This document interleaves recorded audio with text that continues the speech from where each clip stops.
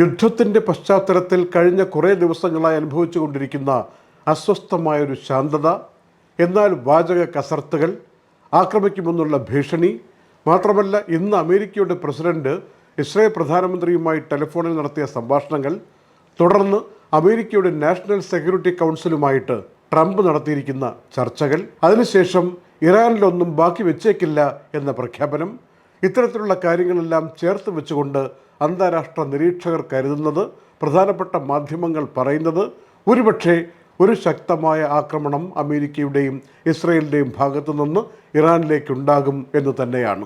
അതുകൊണ്ടാകണം state sponsored റാലികൾ എന്ന് പറയാവുന്ന വിധത്തിൽ ഇറാനിലെ തെരുവീഥികളിൽ ആളുകൾ പുറത്തിറങ്ങിയിട്ട് റാലി നടത്തുകയാണ് അമേരിക്കയ്ക്കെതിരെ എന്ന റിപ്പോർട്ടും വരുന്നുണ്ട്. ഇതിനിടയിൽ ചർച്ചയുടെ സന്ദർഭത്തിലാണെങ്കിൽ ഇറാൻ്റെ എണ്ണ പുറം രാജ്യങ്ങളിലേക്ക് വിൽക്കുന്നതുമായി ബന്ധപ്പെട്ട് നിൽക്കുന്ന ഉപരോധത്തിൽ അയവ് വരുത്താമെന്ന് അമേരിക്ക സമ്മതിച്ചതായി ഇറാനിലെ സെമി ഗവൺമെൻറ് മാധ്യമമായ തസ്നീം ന്യൂസ് ഏജൻസി അറിയിച്ചിട്ടുണ്ട്.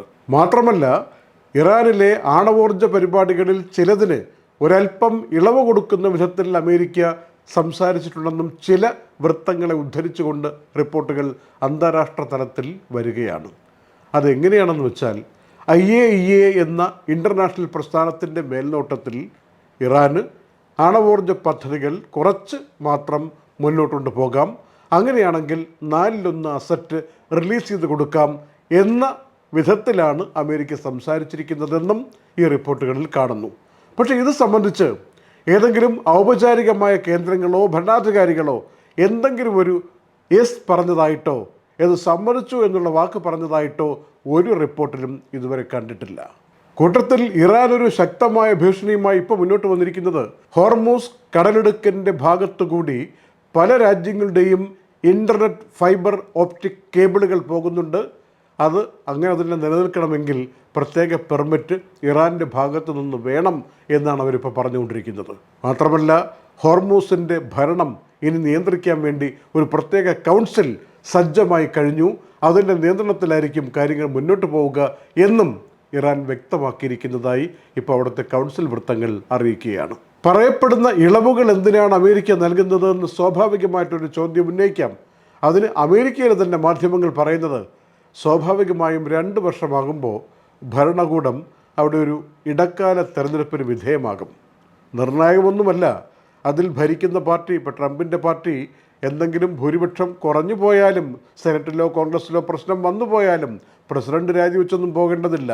പക്ഷേ പ്രസിഡന്റിൻ്റെ പല തീരുമാനങ്ങളും അട്ടിമറിക്കാൻ പിന്നെ സെനറ്റിനും കോൺഗ്രസ്സിനുമൊക്കെ കഴിഞ്ഞേക്കും എന്നൊരു സാഹചര്യം വരും. വളരെ പ്രയാസപ്പെട്ട് മാത്രമേ പിന്നീട് അങ്ങോട്ട് പോകാൻ പറ്റുള്ളൂ. ഇപ്പോൾ ട്രംപിൻ്റെ പാർട്ടിക്ക് അത്തരത്തിലുള്ള ഭൂരിപക്ഷം കുറഞ്ഞേക്കാനുള്ള സാധ്യതയെക്കുറിച്ചാണ് നിരീക്ഷകരും സർവേ ഫലങ്ങളുമൊക്കെ സൂചിപ്പിക്കുന്നത്. നവംബർ 3-നാണ് ഇപ്രാവശ്യത്തെ ഇടക്കാല തെരഞ്ഞെടുപ്പ് വരിക.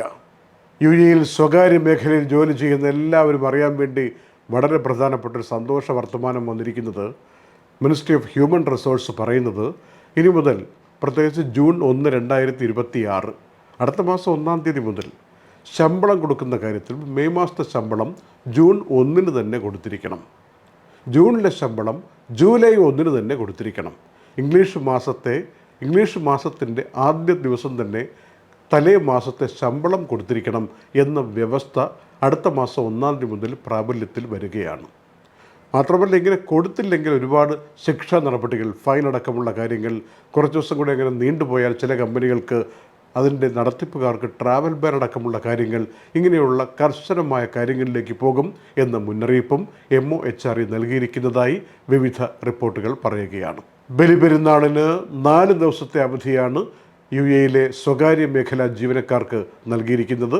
അറഫാ ദിനമായ മെയ് 26 മുതൽ 29 വെള്ളിയാഴ്ച വരെ, 27ആണല്ലോ പെരുന്നാൾ. അങ്ങനെ 4 ദിവസത്തെ അവധിയാണ് കൊടുത്തിരിക്കുന്നത്. നേരത്തെ തന്നെ സർക്കാർ ജീവനക്കാർക്ക് ഓഫീസുകൾ പുനരാരംഭിക്കുന്നത് ജൂൺ 1-നായിരിക്കും എന്ന അറിയിപ്പ് വന്നിട്ടുണ്ടായിരുന്നു.